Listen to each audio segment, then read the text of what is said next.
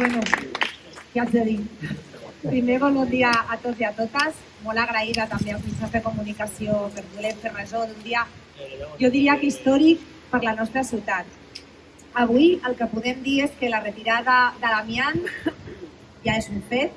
Tenim un compromís per part de la Generalitat de Catalunya de fer-ho possible.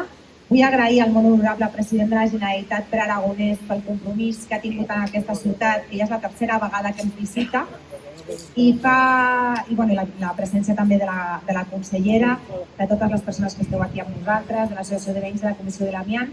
Fa poc més d'un mes i mig que vam presentar el mapa de l'amiant, que tots sabeu que és un estudi que vam fer de la mà de la Comissió de l'Amiant, que és una comissió veïnal que es va crear en 2015, davant la problemàtica que tenim a la nostra ciutat de presència d'amiant en el 100% del parc d'habitatges, 200 blocs de pisos amb presència d'amiant. Vam voler fer un estudi per aixecar aquesta realitat invisibilitzada, que és una pandèmia invisibilitzada, que és la presència d'amiant a tot arreu, i jo crec que com a ciutat vam ser molt valents. Una ciutat estigmatitzada com la nostra, una ciutat de la que es parla molt poc positivament i molt negativament, també era un risc per la nostra imatge, però també teníem el convenciment, i tinc el convenciment, de que la principal riquesa de la nostra ciutat és la seva realitat urbana residencial. És un tresor. Som un municipi que estem molt ben connectats amb la ciutat de Barcelona, estem molt ben connectats amb l'entorn, estem molt a prop de la Universitat Autònoma i jo crec que som una ciutat en la que es viu molt bé. Però és veritat que Badia la van construir als anys 70 d'una manera una mica, com es feien les coses en aquell moment, utilitzant un element molt barat que era l'amiant i vam patir també la primera transformació en els anys 80, també gràcies a la lluita ciutadana, ho ha comentat el president. Nosaltres som un municipi que si alguna cosa ens significa i ens singularitza és per la lluita veïnal que ha construït un poble.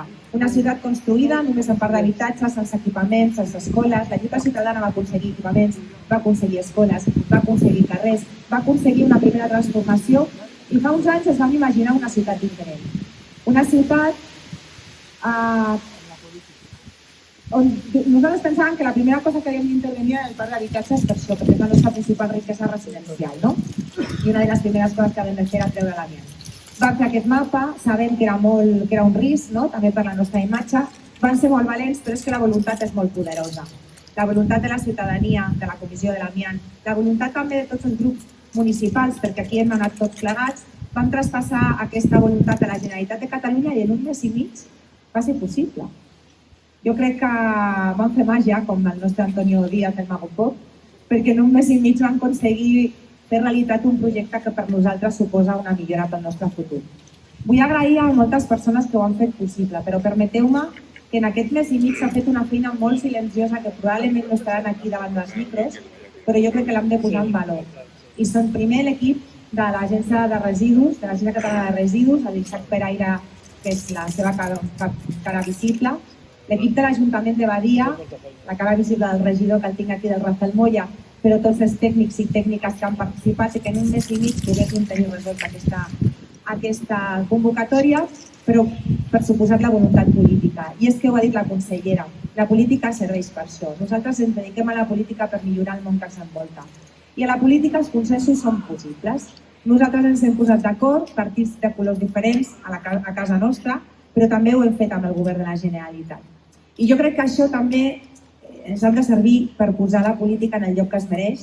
Estem ara també vivint una etapa en què la política està molt desprestigiada, però és que la política serveix per això.